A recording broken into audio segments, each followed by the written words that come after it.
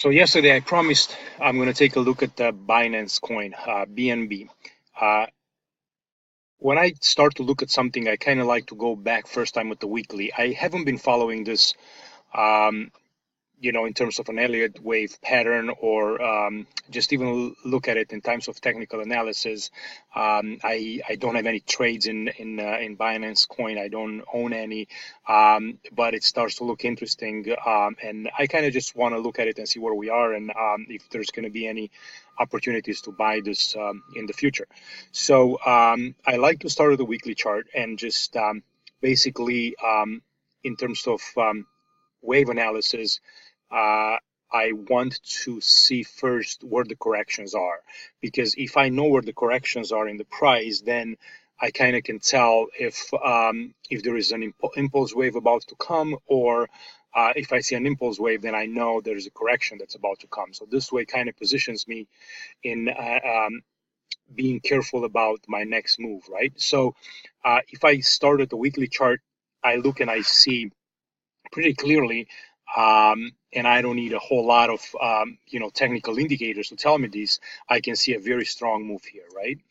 And this is pretty much what all the crypto market picked back in I think end of December, January 2018.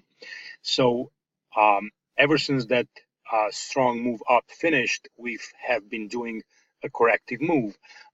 None of these moves here compare with this strong move that we had last year. So I would consider this first impulse wave. And then we know after every impulse wave, you have a correction. So we've had this correction, which is an A, a B, and a C. And after a three-wave correction is done, usually what you get back is another impulse wave. And I think we are in the midst of having this impulse wave being developed, and I want to take a look inside this move back here. Now, we don't know yet until we pass this kind of trend line that's up here. And what I've done is I've created a channel at the lows between this point and this point. Basically, it's a parallel line that I take from the top of the wave and gives me, I think, a pretty strong point of resistance up here for this BNB coin, right?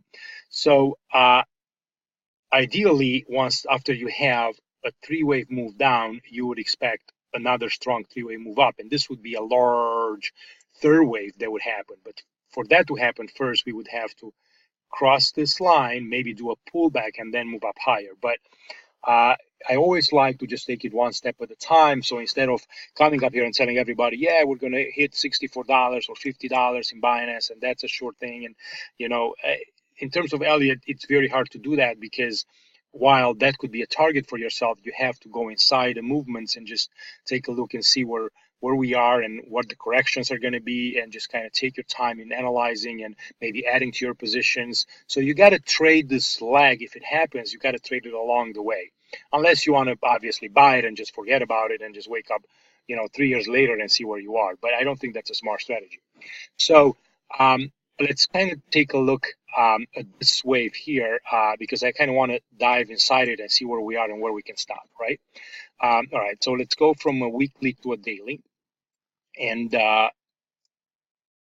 what I'm going to do is I'm just going to kind of leave it clean right now and just look at it the way it is. And you can kind of see how nicely this is moving in an impulsive manner. We are approaching this trend line like I've talked about. So let's try decomposing this wave into subwaves and see where we are. Because if this analysis is correct, and this is a wave one, right, we are expecting somewhere here after we hit the highs or we stop, we need some sort of a correction, like an A, B, and C, maybe towards the trend line and towards this middle section of the channel before we resume higher into another wave.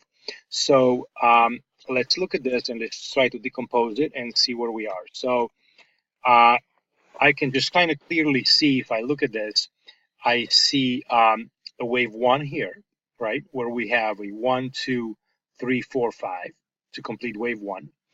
I see a flat here. This would be a running flat, because it's a three-way move down, three-way move up, and a five-way move down would be a flat.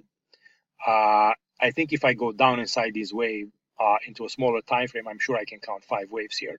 So it'd be 1, 2, and then we are in the middle of this large third wave into the Binance coin. So we have no idea where this is going to stop, because I can kind of see a 1, 2, 3, maybe 4, but this is a small 4.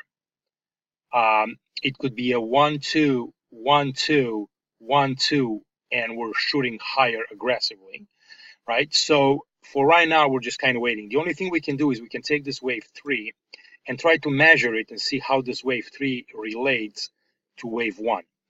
Because the biggest correction that we've had was in this wave 2. So I know with almost, with a very high degree of certainty that this is a wave 2, because it's a larger corrective wave. There is nothing else here that tells you that we had such a major correction that we've had here, right? So if I go 3 and I go ratio analysis and I go wave 3 versus wave 1, I see that we've passed already 161.8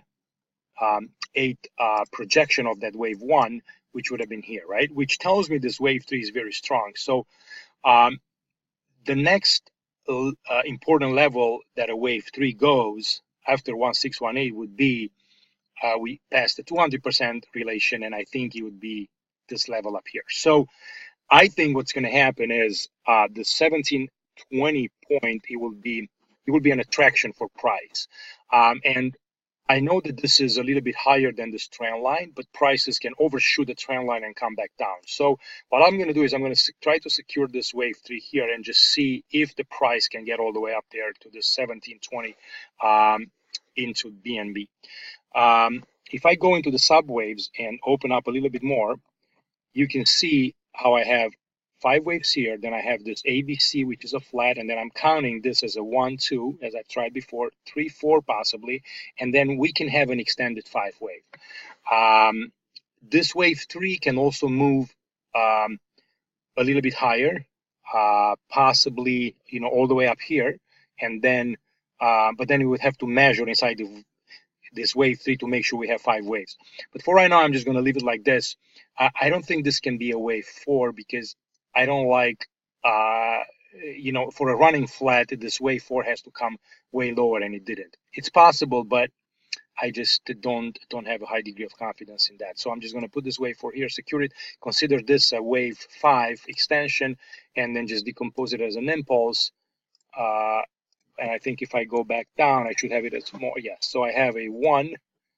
Maybe here, this is a 2. We're doing a 3, 4, and a 5 to complete this wave 5. So let's just leave it like this for right now, see how it behaves, and then see if we can reach this level before, and after, we should probably pull back into a wave 4, which would kind of coincide with this wave 2 of a larger degree, and then move back into another 5, maybe do, a failed 5 wave here, maybe do a truncation, how they call it, or maybe this wave 5 can even go higher. But I know for a reason that that I've explained so far, that we are approaching some interesting resistance levels. I would not short this pair. I would just wait to see how it develops. If anybody's long, I would look up here to be extra cautious, maybe tighten your stops. But